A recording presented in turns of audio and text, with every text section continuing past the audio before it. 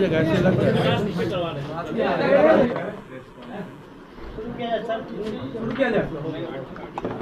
कोई कह रहे हैं शुरू कीजिए, कोई कहते हैं रुक जाइए। क्या है बिहार में शोषित दलित पिछड़ा वर्ग जो है, इसके साथ तो बिहार सरकार के द्वारा बेईमानी हो रहा है, नाइंसाफी हो रहा है। नहीं, आपने काम किया आज पॉकेट मार उन्होंने पॉकेट मार शब्द प्रधानमंत्री के लिए यूज नहीं किया। को बाबा साहब भीमराव अम्बेडकर की जयंती के अवसर पर आप इस मीटिंग में थे। देखिए, हम लोगों का जो सपना है, हम लोग बाबा साहब भीमराव अम्बेडकर के परिवार के लोग, हम उनको परिवार के लोग मानते हैं। वो हमारे समाज में दलित समाज के जो देवता स्वरूप है। आज बाबा साहब भीमराव अम्बेडकर नहीं रहते, आज हम लोग इस चेयर पर नहीं बैठते। उनके साथ भी अपमान हुआ, केंद्र सरकार के द्वारा उनके साथ भी अपमान हुआ। मैं इसकी भी निंदा करता हूँ। और जब भी समय आएगा, जब भी चुनाव का समय नजदीक आएगा, अभी किसी दल का गठबंधन फाइनल नहीं हुआ, सीट शेयरिंग फाइनल नहीं हुआ। जब समय आएगा उसी समय पर हमारा गठबंधन होगा। मैं आप तमाम साथियों को जानकारी भी दे दूँगा। आपने आकाश मिलेगा, मैं किसी भी उम्मीदवार के खिलाफ मैं नहीं जाऊँगा। मुझको जो सीट मिलेगा गठबंधन में, जो सीट मिलेगा वहाँ हमारी पार्टी को उम्मीदवार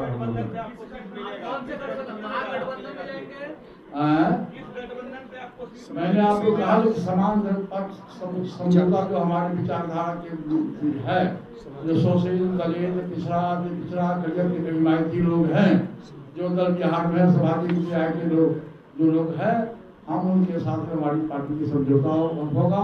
और जो भी सीट मिलेगा हम निश्चित रूप से उस सीट पर हमारा उम्मीदवार जीतेगा। आरएलजेपी कितनी सीटों पे चुनाव लड़ना ये तो समय बताएगा। वैसा अभी तो किसी भी दल का फैसला नहीं हुआ। आप बताइए, भाजपा इतनी बड़ी पार्टी का फैसला हुआ? आरजेडी और कांग्रेस का फैसला हुआ? नहीं हुआ। और अभी फैसला होगा भी नहीं। देखिए, जब समय आता है तब ये लड़का तिलकाया जाता है। भाजपा लगातार बाबा साहब, मेरी बात तो भाई साहब ये है कि बाबा साहब भीमराव अम्बेडकर के संबंध में पार्लियामेंट हाउस में जो आपत्तिजनक बात हुआ, उससे बड़ी बात और कुछ नहीं हो सकती। लालू जी ये चुनावी स्टैंडर्ड। अरे लालू जी बीमार व्यक्ति हैं, उनका 78वां जन्म दिवस था और उनकी आदत है, शुरू से आदत आप लोगों ने भी देखा होगा, उनका पैर नीचे रखने में पैर खुल जाता है, इसलिए वो कुर्सी पर रखे हुए थे। बाबा साहब भीमराव अम्बेडकर का जो मूर्ति आया उसको लालू जी ने देखा भी नहीं। कोई वर्कर आके सके, इसलिए उनके नीति में और नियम में कहीं कोई फर्क नहीं है। और सामाजिक न्याय के सबसे बड़े बिहार में लालू प्रसाद यादव जी हैं, जिन्होंने सामाजिक न्याय की बात करी और शोषित दलित पिछड़ों का उन्होंने आवाज दिया। इसीलिए ये बात कहना कि लालू यादव जी ने बाबा साहब भीमराव अम्बेडकर की मूर्ति का अपमान किया, मैं समझता हूँ कि पॉलिटिकल स्टेटमेंट। मेरी बात तो भाई साहब ये है कि बाबा साहब भीमराव अम्बेडकर के संबंध में पार्लियामेंट हाउस में जो आपत्तिजनक बात हुआ, उससे बड़ी बात और कुछ नहीं हो सकती। लालू जी ये चुनावी स्टैंडर्ड।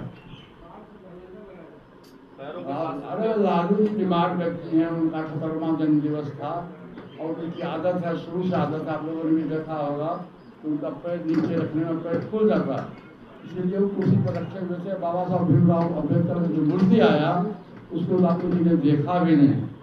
कोई वर्कर आके सके, इसलिए उनके नीति में और नियम में कहीं कोई फर्क नहीं है। और सामाजिक न्याय के सबसे बड़े बिहार में लालू प्रसाद यादव जी हैं, जिन्होंने सामाजिक न्याय की बात करी और शोषित दलित पिछड़ों का उन्होंने आवाज दिया। इसीलिए ये बात कहना कि लालू यादव जी ने बाबा साहब भीमराव अम्बेडकर की मूर्ति का अपमान किया, मैं समझता हूँ कि पॉलिटिकल स्टेटमेंट। आए थे लगभग 3 वर्ष पूर्व वो आए थे, उनको बढ़ाया गया था, लेकिन कभी भी कोई पार्टी का संगठन पूरे जिला में, पूरे बिहार में राष्ट्रीय अध्यक्ष थे, लेकिन एक भी जिला में कहीं भी अपने पार्टी के संगठन को खड़ा नहीं। ये हमारी पार्टी का फैसला हुआ, क्योंकि चुनाव का समय है और चुनाव के समय में हम सब अपने पार्टी के संगठन को मजबूत कर रहे हैं। इसलिए हमारी मजबूरी हुई, पार्टी का फैसला हुआ कि आकाश यादव जी को पार्टी से निष्कासित कर दिया। लालू यादव भी तेजस्वी यादव के दबाव में आपने नहीं, ऐसी कोई बात नहीं है। ये करो स्वामी दिमाग से वैसा आप लोग निकाल दीजिए। पार्टी हमारी है, संगठन हमारा है, हम चलाते हैं संगठन को, हम पार्टी चलाते हैं, उसमें दूसरे लोग का इंटरफेरेंस करने की कोई आवश्यकता नहीं।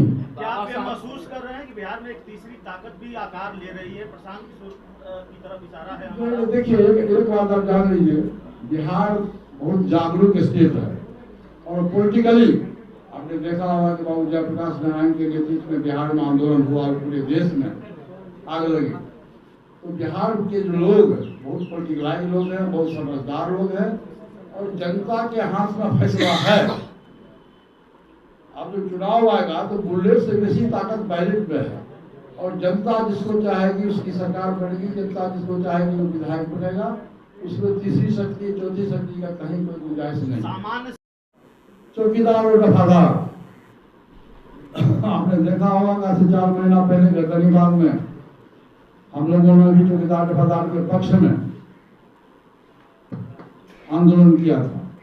वो चौकीदार जो आजादी के वर्षों पहले से अंग्रेज के जमाने में, अंग्रेज जमाने से पहले मुगल पीरियड से एक पार्टी नहीं, एक जाति का वर्चस्व था। एक जाति के लोग चौकीदार और दफादार में काम किया करते थे। गांव में जो रखवार होता था, जमीन की रखवारी करता था, वो भी चौकीदार समाज के रहे। वो लोग हमारे परिवार के, हमारे चाचा थे रखवार, हमारे चाचा थे चौकीदार। उस समय 5 रुपया 10 रुपया मिलता था। उस समय से उन्होंने देश की सेवा की, खास करके बिहार के लोगों की सेवा किया, निष्पक्ष होकर किया। और पासवान का अर्थ होता है रक्षक। पासवान जाति के मतलब रक्षा करने वाला जात हमारा है और निर्भीक जात है जो होना चाहिए। और उसको जब समय आया तो चतुर्थ वर्ग श्रेणी का दर्जा मिल गया स्वर्गीय जगन्नाथ मिश्रा जी के टाइम में। चौकीदार के लोगों को देख करके उन्होंने चतुर्थ श्रेणी में दर्जा दिया और तब से आज तक अब उस पर सभी लोगों का नजर चला गया। और आज नतीजा ये हुआ कि जो एक जाति का वर्चस्व था, एक जाति के लोग ही चौकीदार में हुआ करते थे, आज उसको समान कोटि में दर्जा दे दिया गया। अब उसकी बहाली जो होती है समान कोटि के लोगों से होगा और उसमें अनुकंपा का कहीं कोई गुंजाइश नहीं है। ये भी हमारी मांग है बिहार सरकार से। और खास करके नीतीश कुमार जी को मैं जरूर कहूँगा कि नीतीश कुमार जी पासवान विरोधी। मैं पहले भी कहा था, जब नीतीश कुमार जी सत्ता में आए तो संविधान के विरुद्ध उन्होंने बिहार में दलित और महादलित का गठन किया। मैंने समाज को तोड़ने का काम किया, जोड़ने का काम नहीं किया। समाज को तोड़ करके दलित और महादलित किया और महादलित को सुख सुविधा भी दिया गया, लेकिन उस पर भी महादलित के लोग जितनी सुविधा मिलनी चाहिए वो नहीं मिला। तो ये बिहार सरकार दलित विरोधी है, महिला विरोधी है और पासवान विरोधी है। बिहार सरकार के मुद्दे से बाहर की बात है बिहार में लॉ एंड ऑर्डर चलाना। ये हमारा मुख्य उद्देश्य है।